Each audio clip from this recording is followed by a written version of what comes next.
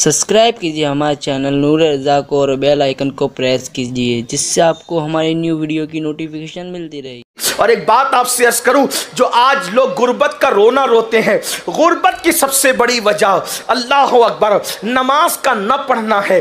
अल्लाह अकबर, याद रखना, अल्लाह के रसूल अलैहिस्सलाम ने इरशाद फरमाया कि जो नमाज छोड़ देता है अल्लाह उस पर 15 मुसीबतें मुसल्लत करता है। उसमें से पहली मुसीबत यह आती है, अल्लाह उसकी रोजी से बरकत उठा लेता है। बताओ, जिसकी बीवी खुद बेनमाजी हो, जो खुद बेनमाजी हो, जिसके बच्चे बेनमाजी हो, फिर उनके घर में बरकत कैसे होगी? रोजी के लिए दर दर की ठोकरें खाने वालों, रोजी के लिए इधर उधर भटकने वालों, और रोजी में बरकत के लिए कभी मौलाना साहब के पास, कभी तावीज़ वाले बाबाओं के पास, कभी मशाइख के पास चक्कर लगाने वाली मेरी बहन, हम तावीज़ के मुखालिफ नहीं है, बात को गलत तरफ मत ले जाना, लेकिन इतना जरूर कहता हूं, जो इधर उधर दरवाजे पे चक्कर लगाती हो ना घर की बरकत के लिए, कभी बंदिश के लिए, कभी इसके लिए, कभी उसके लिए, मेरी बहन तू यकीन के साथ 5 वक्त की नमाज पढ़ के देख, सजदा करके देख, तब तुझे पता चलेगा कि सजदे में क्या है, और सजदे में सर रखकर यकीन से जो मांगा जाता है वो किस शान से मिलता है, मिलता ही मिलता है। आज आपका सबसे बड़ा मसला क्या है? बेटियां जवान हो गई, रिश्ते नहीं आते। मैं कहता हूं सजदा करके मांगते क्यों नहीं? रात के आखिरी हिस्से में, रात के आखिरी पहर में अगर कोई वुजू करके अल्लाह की बारगाह में अच्छा वुजू करके 2 रकत नमाज पढ़ के जो मांगे, आंसुओं की बरसात में अल्लाह अता करेगा। अल्लाह का वादा झूठा नहीं हो सकता, उसका वादा है उदूनी अस्तजिब लकुम, मुझसे मांगो मैं जरूर अता करूंगा।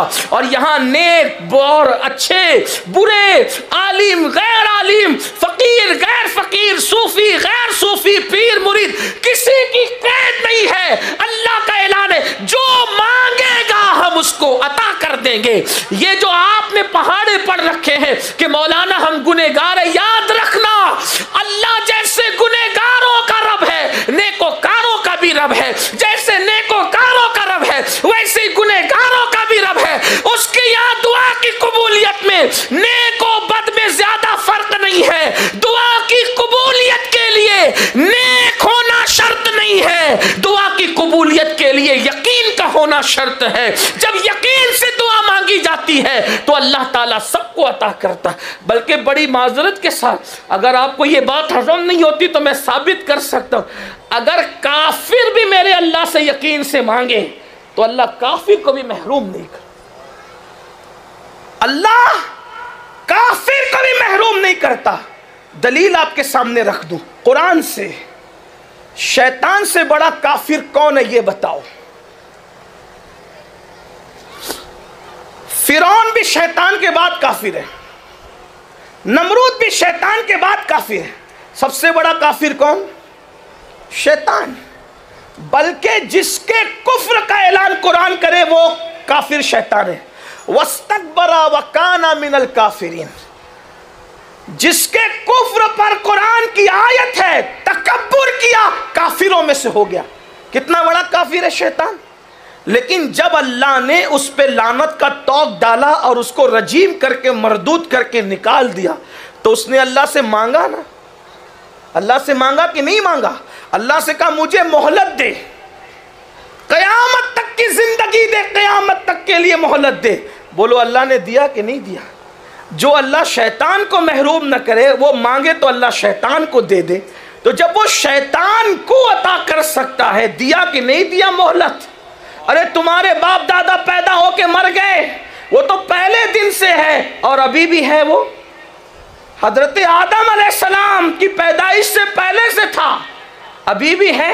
मांगा ना उसने, उम्र मांगा, अल्लाह ने दिया कि नहीं दिया? कभी शैतान बीमार पड़ता है, कभी उसको कोरोना वगैरह की वबा लगती है, कभी उसको ताउन वाउन इतने सब आए, कुछ लगा उसको, वो हट्टा कट्टा है, क्योंकि मांगा उसने और अल्लाह ने दिया। और दिया तो जो मरदूद को इस शान से अता करता है वो महबूब की उम्मत को क्यों अता न करे? हम तो माइल बकरम है, कोई साइल ही नहीं, राह दिखलाए किसे, राह रवे मंजिल ही नहीं। अपने अल्लाह से अपने रिश्ते को मजबूत करें। जब खुदा से रिश्ता मजबूत होगा तो इंशाअल्लाह दुआएं भी कबूल होगी। यकीन से तलब करो।